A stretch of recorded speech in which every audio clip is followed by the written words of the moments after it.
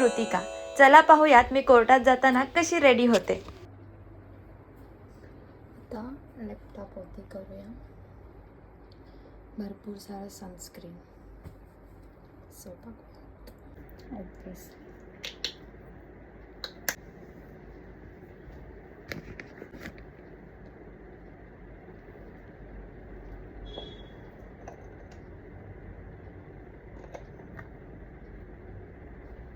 हे झाले तोंडाचे सनस्क्रीन बिकॉज ही एक्सपेन्सिव्ह. आता बॉडीसाठी दुसरी वापरूया ती.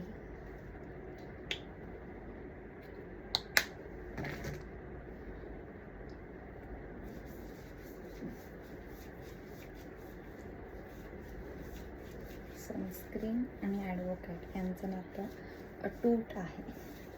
आणि जर नसेल ना, तुम्हाला नसेल ठेवायचं तर तुमची मर्जी आहे, पण नसेल तर तुम्ही समजून जा. दुसऱ्या दिवशी तुम्हाला कोण ओळखणार नाही तुमच्या खांद्यात. ही लावला लिपस्टिक.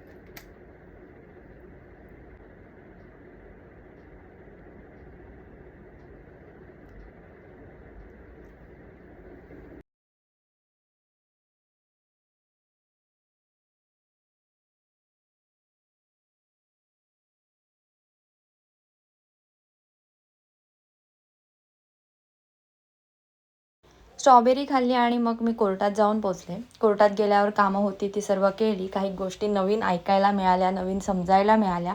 आणि तुम्ही फॅमिली कोर्टात गेलात ना, तर तुम्हाला नवीन काहीतरी एक गोष्ट मिळेल. आणि जर तुम्ही अनमॅरिड असाल तर तुम्हाला लग्न का करू नये याचं एक नवीन एक्झाम्पल, नवीन गोष्टी तुम्हाला समजतील. पण एक तो पार्ट वेगळा आहे. तुम्ही जर एखादं लग्न करताय, नवीन आयुष्याला सुरुवात करताय, तर मला असं वाटतं की जे काय आहे ते सगळं क्लिअर सांगून जर तुम्ही केलं तर ते बेटर राहील, विदाऊट लपवाछपवी.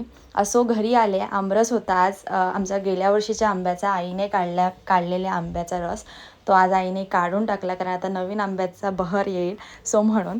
तर तो खाल्ला आणि दिवस एंड केला. Thanks for watching. भेटूया उद्याच्या ब्लॉगमध्ये. तोपर्यंत bye bye. Take care all.